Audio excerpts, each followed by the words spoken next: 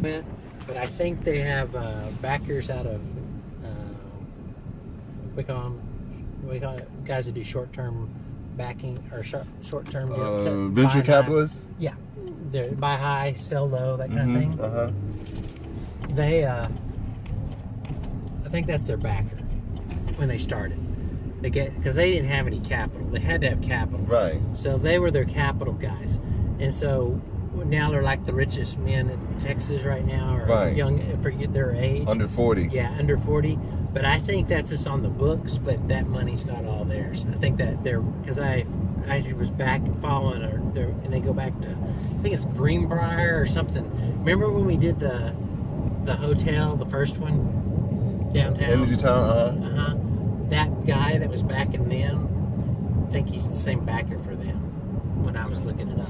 So, what they did was they go out and say, hey, let me either buy, most of them say, let me buy your minerals for, this amount. They were lowball. And because there wasn't even oil wells around, they just got it. Then they go buy somebody else's, little pieces at a time, till finally they had a big piece. They got enough, it made it big. Then they flip it. They put it as a big package, present it to an oil company, and say, hey, we have all this mineral leased up. All you got to do is sign the deal, and you can start drilling.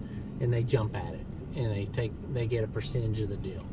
So they get a percentage of the oil revenue?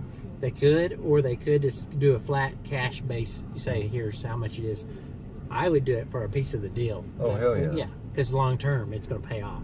And that sounds like what they did, but they had capital, because there's no way they had the capital. So did they do any seismic activity or any geological activity to determine if there was a potential for oil there, or did they just go and just start buying the minerals? They could have looked at some seismic, or had a geologist look at it and say, hey, this is good area. Preliminary. Uh-huh. It has potential. So this is RSP? Uh-huh. This is all nice and neat.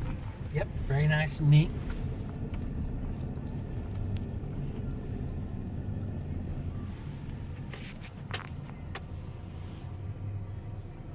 Wow.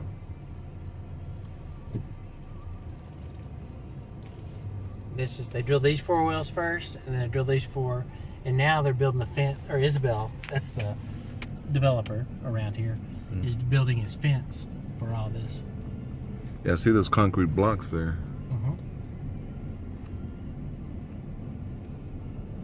This guy might be like, I was trying to look at his name on his truck. Tech management. So he's going to be the guy that services the meters, that kind of thing. But they're going to put a nice fence around this one. Yeah, see, there's all the concrete. Brick columns, that kind of stuff.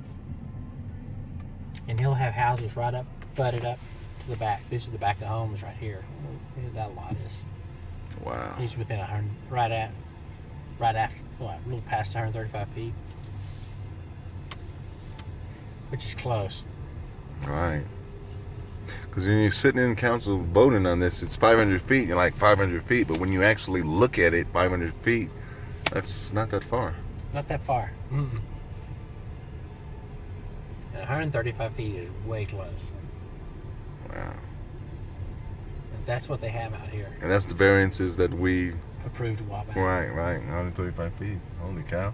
Well, you didn't have to. Yeah, you approved the development. Yeah, the developer came in and asked for 135. Right. Yeah.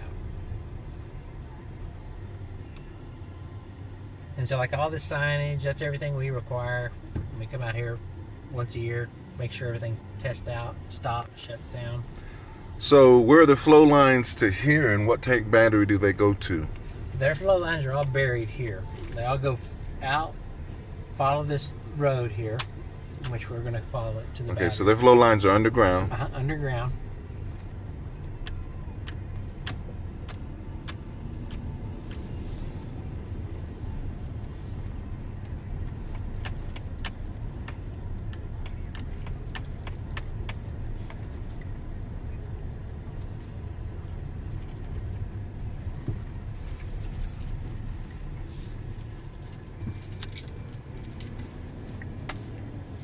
This shit is fascinating. Their flow lines go straight down here, and then they curve, and Oh, that's it over there? nope, that's a saltwater disposal well, but it's over on the other hill. We'll see it right in a minute. Now these are frac pits. Y'all approved real big ones for the tarps, Mm-hmm. which the wind has tore up their tarp.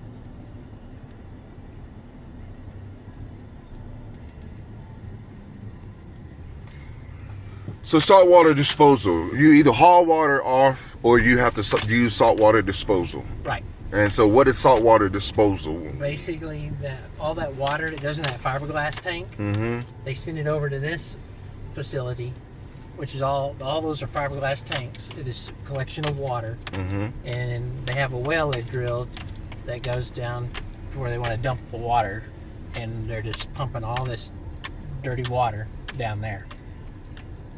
So it's just sending water on the ground. Yep, basically back to where it, probably not to the same place it was, Mm-hmm. because it would mess up their wool, but they'll send it down somewhere down that depth that they'll never use. So they have to drill another hole for that. Mm-hmm.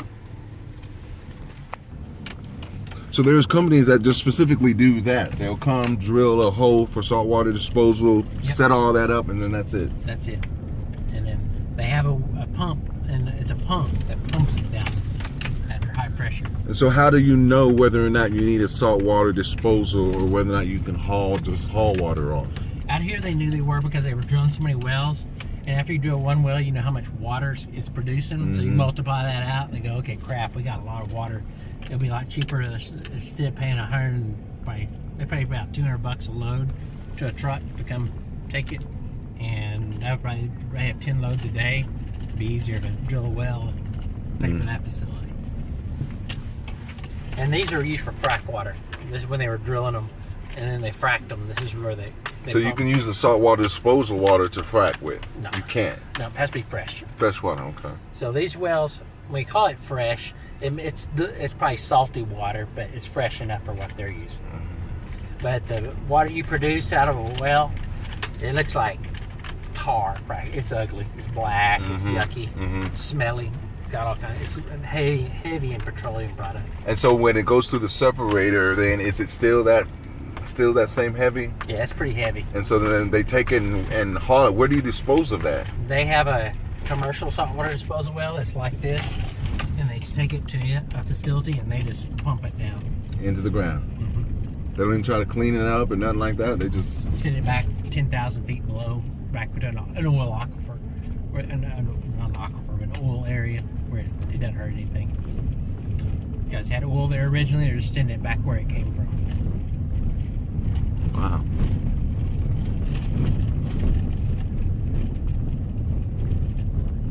And this is considered just a regular saltwater disposal well, not a commercial, because we don't allow commercial wells. The commercial ones where everybody's taking theirs from different places. Right. This is strictly for their own wells. And the well's on the other side. We'll look at it. And that's one too? This is the battery where those wells we were looking at go to. This is the tank battery for those 8 wells over there. Okay, but those aren't. Oh, those two are flat. Or those 4 in the. There's 2 on each side. So those 4 in the flat and these in the back. That's water. Okay. The one dome runs are water. And then that's a tank battery over back that way too. Uh-huh. Okay.